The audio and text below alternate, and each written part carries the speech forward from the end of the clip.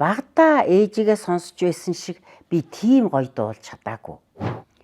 Ээжим нь явж ясан газар харагданаа. Их баярлж байгаа нь тэр штэ хөдөөний хүн гიშгэх газар олдохгүй. Үнэхээр хэцүү. Хамт байхсан гэж бодно штэ. Тэгтэл бидний үед бол тэгдэггүй. Хайртай штэ.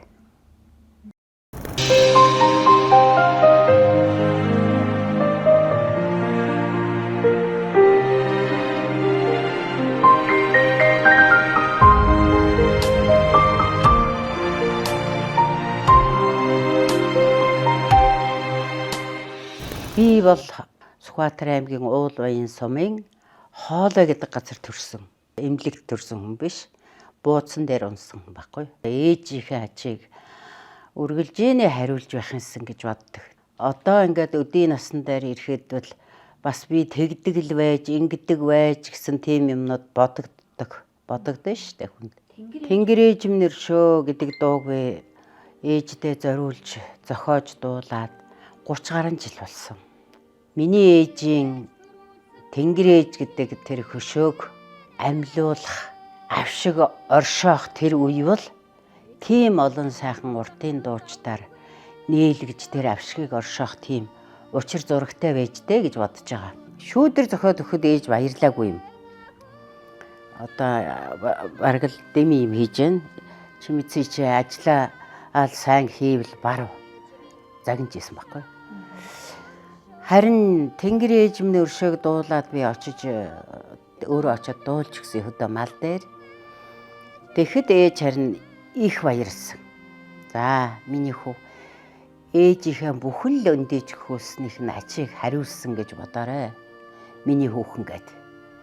Ингээд намайг татаж аваачаад үнсээд ойрхон намайг ингэж илээд их баярлж байгаа нь тэр штэ хөдөөний хүн чинь манай ээж тийм нэг тийм ялуу хүн биш. Бүхэл өндөөж хөөснийх нь ачийг хариулаарай гэж хэлнэ гэдэг чинь одоо надад бол юу гэсэн үг юм бэ?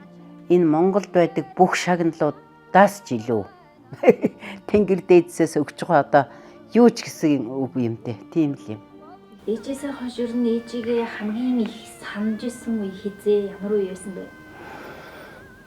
Би бол их амьттай хүн байгаа. Дандаа л ээж бодогдно. Сайн явахад нэг их бодогдно. Муу явахад бас нэг бодогдно. За ээжигээ бурхан болсны дараа би 3 жил гэртээ сайхан дуулж чадаагүй.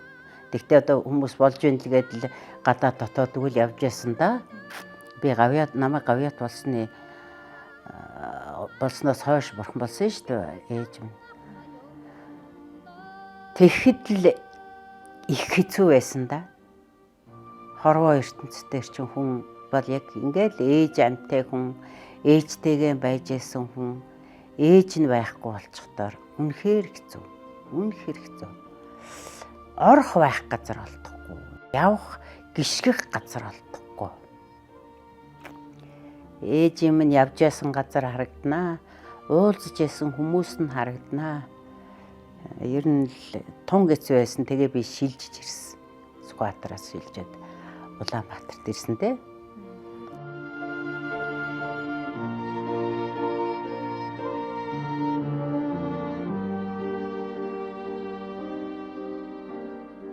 Би ээжийнхээ нүүр царай бие балдрын хаач хүрхгүй.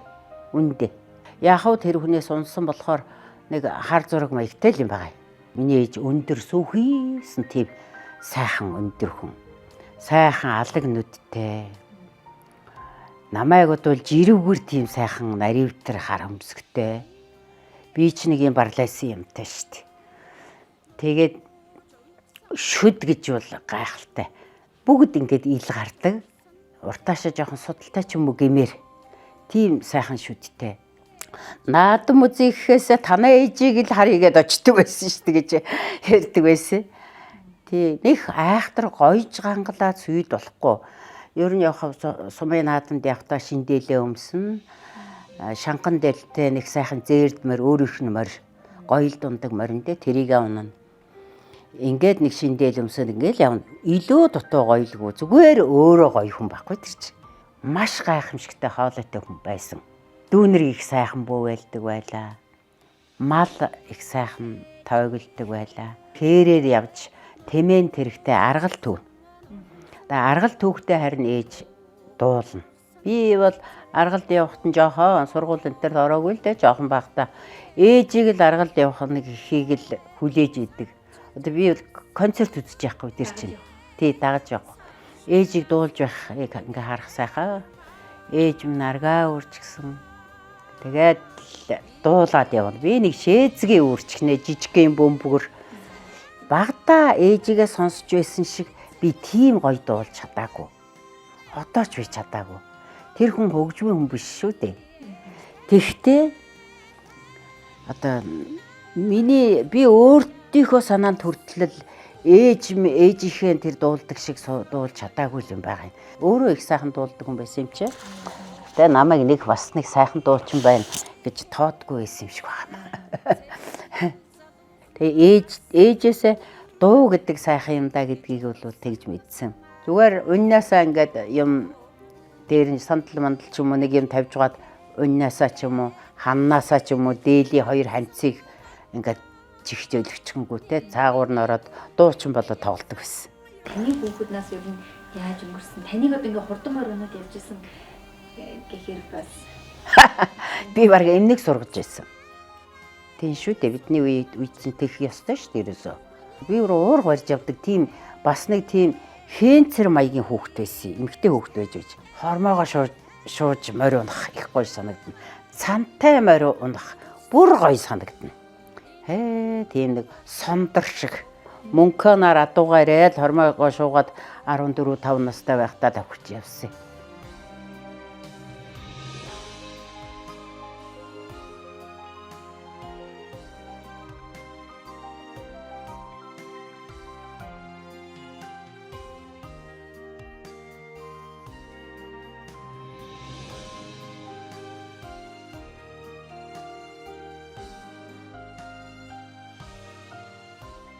Ээжтэйгээ 100 болгон хамт байлаа. Үнэ малын саан, аргал хорголын дэлгэн, сүү саалын хөөрүүлэн энэ бүгд бол надад маш сайхан. Ээжигээ би жаргаж гин гэж бодож байсан. Манай ээж ч одоо гөрлөө гэж хүүхэн ирлээ. Хүүхэн ирээд одоо гөрлөө. Гөрлөө гэдэг чинь манай нутагт бол сайхан байна гэсэн үг. Тэр үеуд их сайхан санагддаг юм. Эхийгээ би их зовоож төрсөн гэсэн. Хүүхэд гайн гаргах тамир тэнхэлгүй болоод тэгээд үүр цайгаагүй байхад манай аав готлогоо мөрдөө сумын чи машин энтер гэж байгаагүй гэсэн тэр үед. Тэгээд сумын сантер жалхааж амц гэж хүн байсан. Тэр хүнийг авчирч хөрхиймэн тэгж нэг гардуулж гаргаж ирсэн гэж ярьдгийг.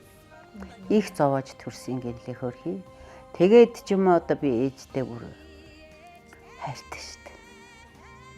Ихтэй хайр хүн ч гэж байгаа юм байна.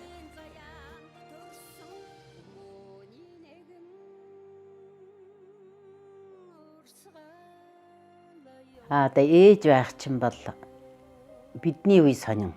Тэгтээ бол их хүн үрдээ үнэхэрийн хайртай байлгүй яах вэ? Хамт байхсан гэж бодно шүү дээ. Бидний үед бол тэгдэггүй. Ердөө 3 сар болгоод баригад явуулна. Хүүхдээ орхиод явна. Эсвэл аваад явна. Тэр олон концерт, тэр олон жүжиг би чинь хөгжим тоглоно, жүжигт тоглоно, концертанда тоглоно. Тэр хүүхдэд баг үнэндээ анхаарах тийм чөлөө бидэнд байгаагүй. Жаахан том болгоод ээж дээр орхидог болсон. Ингээд би одоо хүүдээ бол их анхаарч чадаагүй. Ер нь ганцхан би биш. Манай урлагийнхан бүгдээрээ тийм. Ерөнхийдөө миний насны улсууд бол ганц хүүхэдтэй. Би одоо баригад явж байгаа дорнтын хүүхдийн эмнэлэгт хүүхдтэй гэвтээд тэгээд тэнд нь бас манай соёлын ордныхаа сахиж байгаа шүү дээ. Одоо төдөн цагаас тоглолт зарлчихсан. Хүүхдээ хажууныхаа хүн загчхаад хүрээд тэр тоглолтоо хийжгээ явна.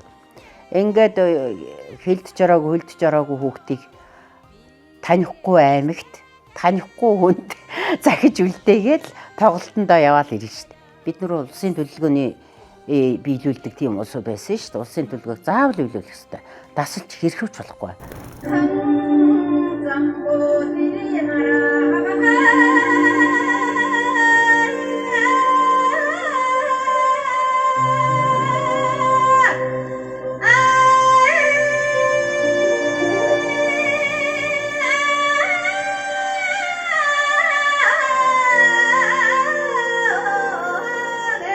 Бидэн чи олуулаа юм чи хөрхий. Би сүүлдээ нэлээд том болсон хойно дуучин болоогүй байсан л да.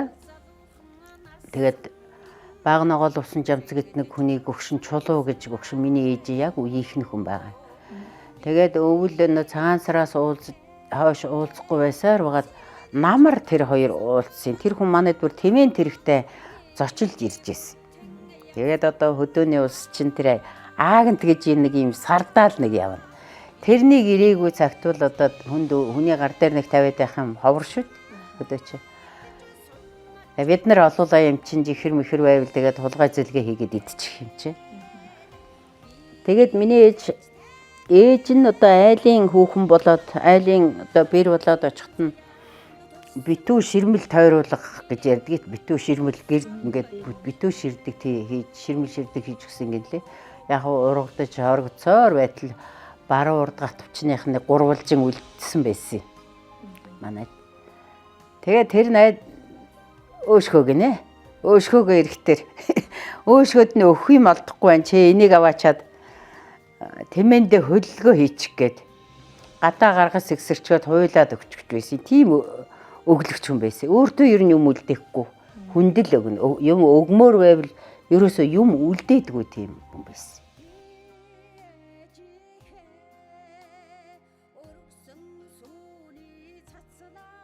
Эрдэм шинжилгээний миний яруу найргийн ном бол бас нэлээд байсан. Энэ хамгийн сүүлчийнх нь энэ байна. Энэ 19 оных байна. Энэ бол байна. Энэ гэхдээ миний хөш энэ Монголын яруу найрагчид надад бичсэн ийм их шүлэг байдаг юм байна л.